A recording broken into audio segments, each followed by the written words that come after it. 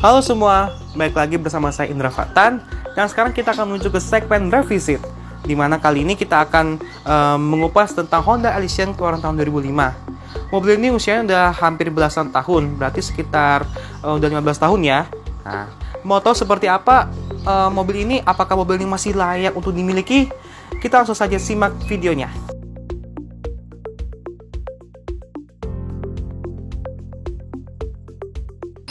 Oke, sebelum kita bahas tentang Honda Elysion ini, kita akan bahas dulu tentang sejarah tentang Honda Elysion ini. Honda Elysion ini adalah satu MPV premium yang pernah dijual oleh Honda di Jepang. Berarti kalau di kelas MPV premium ini menantang Nissan Elgrand, kemudian Toyota Alphard. Nah, Honda Elysion ini sebelum merupakan versi produksi dari Honda ASM yang pernah dipajang di Tokyo Motor Show tahun 2003. Lalu pada tahun selanjutnya yaitu tahun 2004 muncullah versi produksinya seperti ini, Honda Elysion. Nah, kayak gitu. Kalau kita lihat nih desain eksteriornya ini sangat-sangat futuristik di zamannya. Bahkan mungkin bisa dikatakan sampai sekarang ketika walaupun mobil ini sudah nggak ada, tapi tetap terlihat jalan ini sangat-sangat futuristik karena terasa sekali perbedaannya dibandingkan dengan mungkin desain Toyota Alphard ataupun Nissan Elgrand yang terlihat seperti roti tawar. Nah, kalau kita lihat ini, lihat grill depan ini, desain depan ini sangat-sangat tajam, ya kan, tajam banget. Kita lihat juga lampunya juga tajam dengan lampu HID projector. Waktu itu pada zaman itu masih terlihat sangat canggih. Kemudian kita lihat grillnya itu grill chrome-nya Honda. Di situ juga nggak ada fog lamp sih di bumper sini. Terus kita lihat di sisi ini, coba di sisi ban. Sebenarnya ban ini bukan ban standar dari Honda Elysion ya, tapi ini adalah ban berukuran kalau nggak salah tuh 225/55 R17. Jadi dia punya ukurannya 17 inci. Sebenarnya ini bukannya ban atau pelek standar dari Honda Elysion ya, tapi ini adalah dia pakai peleknya Honda CR-V tipe 2000cc. Nah, seperti itu. Teks coba lagi. Nah, ini dia bagian samping dari Honda Elysion. Mungkin sempit ya. Honda Elysion ini dia modelnya tipe pintu geser ya kan? Pintu geser dan lihat seperti apa ya? Floating gitu. Floating dengan kaca panjang. Juga terlihat cukup futuristik dan atapnya juga kelihatan rendah banget gitu. Coba lihat lagi di belakang. Nah, di sini adalah bagian belakang dari Honda Elysion. Dan kalau bisa kita lihat ini berbeda dengan tampilan depan yang terlihat tajam-tajam. Ini terlihat seperti pipi sekali gitu. Kalau kita lihat ini ada lampu panjang, lampu belakang yang cukup panjang. Tentu saja masih halogen. Kemudian di sini juga ada tempat buat taruh plat nomor. Ini udah dikasih list chrome gitu ya. Nah, di sini juga ada lampu rem, lampu Heckman stop lamp yang kelihatannya cukup futuristik pada zamannya karena kita lihat dia bukan model kotak kecil gini, tapi dia memanjang sampai ke samping kayak gitu. Lihat di samping itu. Dan juga nih ada emblemnya emblem Elysion tipe G2. Ini juga ada sepasang reflektor di bawah, sama ada knalpot. Tapi kelihatannya juga nggak punya sensor parkir sih, tapi ya nggak masalah pada zamannya. Oh ya, satu lagi aku lupa ingetin bahwa Honda Elysion yang dibawa ke Indonesia ini tidak pernah dijual oleh Honda Prospect Motors selaku ATPM Honda di Indonesia, tetapi dibawa oleh importer umum yang cukup terkenal di Indonesia. Ya, jadi memang perlu diketahui juga bahwa masih banyak bahasa Jepang yang ada di bagian interiornya. Nah, kayak gitu. Sekarang kita langsung ke bagian interiornya.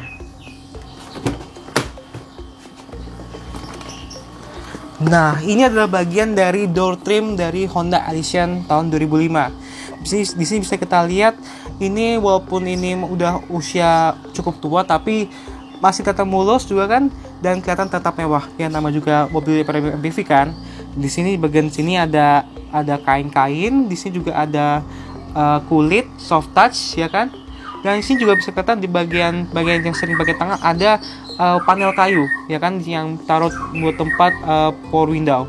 Di sini juga bagian bawah ada laci, ada dua pula di sini, sama bagian sini juga bisa buat berapa botol 600 ml kayak gitu. tapi tetap ada plastiknya.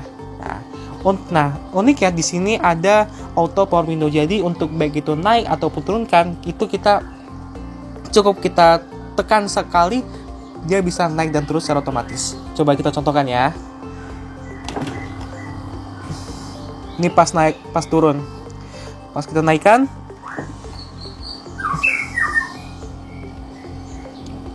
begitu. Nah, sekarang kita masuk ke bagian dashboardnya. Kita mundurkan dulu bentar. Nah, di sini adalah dashboard dari Honda Elysion tahun 2005. Di sini bisa kita bahwa walaupun ini sebuah MPV premium, tetapi yang tadi yang saya katakan bahwa mobil ini tidak terlalu mengotak, dan desain dashboardnya juga terlihat sangat futuristik pada zamannya. Di sini bisa kita lihat kayak di speedometernya ini. Nah, ini speedometer dia mengadopsi model 3 dimensi. Jadi bisa kita lihat di sini ada macam iluminasi biru-biru yang agak berbayang, ya kan? Jadi ya dari samping, kiri, kanan itu masih cukup unik begitu. Nah, di sini juga ada bagian setirnya. Nah, bagian setirnya ini ya bisa dikatakan udah lumayan mewah dengan tombol audio, dengan voice command, terus ada Bluetooth, telepon gitu. Tapi masih belum ada cruise control. Nah, di sini juga bisa kita lihat ada tombol buat pintu gesernya, buat untuk nutup buka yang tersedia di kiri dan kanan, dan juga tombol untuk menonaktifkannya kayak gitu. Sekarang kita masuki ke bagian tengah dari dashboard ini. Nah, dashboard ini dia punya head unit yang terintegrasi dalam dashboard ini, tetapi sayangnya karena CPU Jepang, jadi bahasanya juga bahasa Jepang, sehingga tidak akan dimengerti bagi orang Indonesia. Kita ini misalnya ada head unit yang udah nyala, ini ada bahasa Jepang yang kita nggak ngerti apa itu mungkin bahasanya, tetapi yang pasti sebenarnya mobil ini juga punya fungsi fitur navigasi, ya kan? Tapi sekali lagi ya karena bahasa jadi orang juga nggak ngerti kan. Nah, bisa kita lihat ini, aku coba iseng-iseng pencet tombol. Lihat ini ada tulisan Honda Internavi Premium Club. Nah, kayak gitu. Juga pencet tombol iseng saja sih. Tombol. Nah, ada FM gitu. Tapi nggak ada suaranya. Astaga. Coba mana yang perhatikan. Coba matiin dulu. Nah, sekarang kita lihat ke bagian jamnya ini. Bagian jamnya ini surprisingly ini agak menarik bagi saya, karena jam ini sebenarnya ini jamnya Jepang. Jadi ini lihat nih, ini kita lihat ini jamnya jam 12.22, sedangkan jam sekarang yang kita lagi syuting ini adalah jam 10. Ya, gitu. Tapi walaupun ini tombol bagian tengah ini bagian bahasa Jepang, tapi setidaknya masih ada tombol-tombol yang karena pakai bahasa Inggris jadi cukup dimengerti, seperti ada volume, ada untuk ngatur channel, ada AM FM, CD, TV DVD, kemudian ada apa yang ngerti.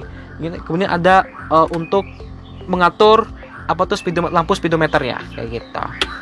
Di sini juga ada tombol AC yang bisa diatur suhunya, ada tombol defogger, tombol kecepatan angin seperti itu. Dan AC ini modelnya adalah triple zone kalau nggak salah. Nah, dan kita lihat di sini juga ada boot panel yang cukup panjang dengan bahan soft touch, ya kan, namanya juga premium MPV seperti itu. Ini juga ada laci penyimpanan maupun bukan soft opening. Nah, kalau kita lihat di sini, yang punya mobil ini, punya Honda Elysion ini juga sebenarnya layarnya nggak berfungsi dengan baik. Makanya kalau kamu bawa ini ada head unit kecil, head unit single DIN yang berfungsi untuk yaitu di radio, audio, CD, DVD. Jadi layar itu yang nggak percuma kepake karena bahasa juga bahasa Jepang gitu. Kita lihat di sini juga ada sunroof yang panjang, dan sunroof ini bukan cuma satu, tapi ada juga dari dua ya. Nanti kita buka di belakang. Di sini kita ada kursinya juga kursi kulit yang walaupun udah belasan tahun tapi dia masih cukup empuk lah, dan kelihatan mengkerut. Kelihatan ini kulit asli, bukan kulit sintetis. Nah, di sini lihat juga ada konsol tengah yang cukup panjang dan ada bisa buat sepasang buat taruh botol, ada taruh barang-barang gitu. Tuh ada laci penyimpanan dan ini bisa dilipat kayak gitu. Jadi bisa buat masuk ke dalam tanpa harus buka pintu lagi. Ya. Sekarang kita menuju ke baris kedua dari Honda Elysion.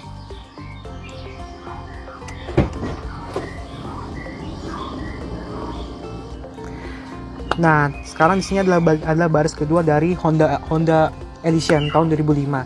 Nah, di sini joknya ini bukan model jok Keton seat ya, tapi adalah jok bench seat ya. Kalau kita lihat ini joknya menyambung sampai ke bagian sebelah kiri ya, walaupun begitu tapi dia masih kerasa nyaman dengan jok kulit asli. Di sini juga ada armrest baris kedua dengan 2 buah botol, yang bisa mau 2 buah botol. Dan kalau lihat dari sini sih baris kedua saya masih cukup lega ya. Ada berapa? Ada 1,5 jengkal paling sini. Nah, di sini juga ada sunroof yang bisa dibuka dan ini adalah tombol untuk membuka kacanya. Nah, di sini juga ada kisi AC yang ada di bagian samping kiri kanan. Ini juga ada tombol buat lampu baca di kabinnya. Nah, di sini juga ada monitor tapi tak kenapa kok nggak ada, mungkin lagi tutup kan seperti itu.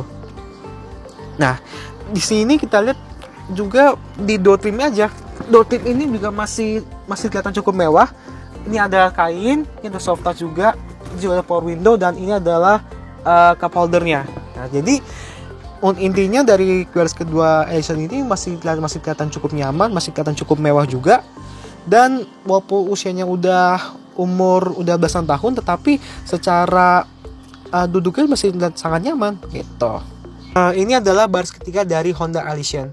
Dan walaupun ini kita berada di baris paling belakang, tetapi masih kelihatan cukup lega, masih ada sekitar 1 jengkal nih ya, masih cukup lega lah. Dan joknya ini mirip-mirip dengan baris kedua karena di sini juga ada armrest model armrest seperti ini. Dan ternyata dia nggak punya botol, nggak punya tempat botol. Jadi yang penting dia ada armrest. Ini juga ada jok kulit yang masih cukup empuk lah. Sekarang kita masuk ke bagian bagasinya. Nah, dari sini bisa kita lihat bahwa karena dia MPV besar, jadi muat bagasinya masih cukup besar sih. Ada bisa muat berapa nih? Bisa buat 2 atau 3 tas ukuran sedang begitu. Dan sini juga ada tombol buat geser joknya. Contohnya seperti ini. Nah, kayak gini. Kayak gitu. Jadi bisa memperlebar ruang bagasinya, walaupun bikin itu jok belakangnya sampai nggak bisa muat kayak gitu. Coba lagi mundurkan. Nah, paling segitu aja sih.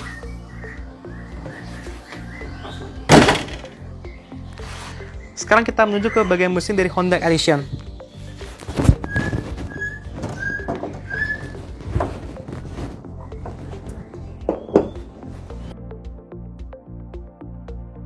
Honda Elysion ini dia punya mesin 2400 cc, tenaganya 158 HP dan torsinya 218 Nm dengan transmisi 5 speed otomatis. Nah, mesin ini juga digunakan di Honda CR-V di tahun yang sama. Nah, selain dia punya mesin 2400 cc, dia juga punya pilihan mesin yang lain seperti mesin 3000 cc, kemudian juga yang paling besar itu adalah mesin 3500 cc.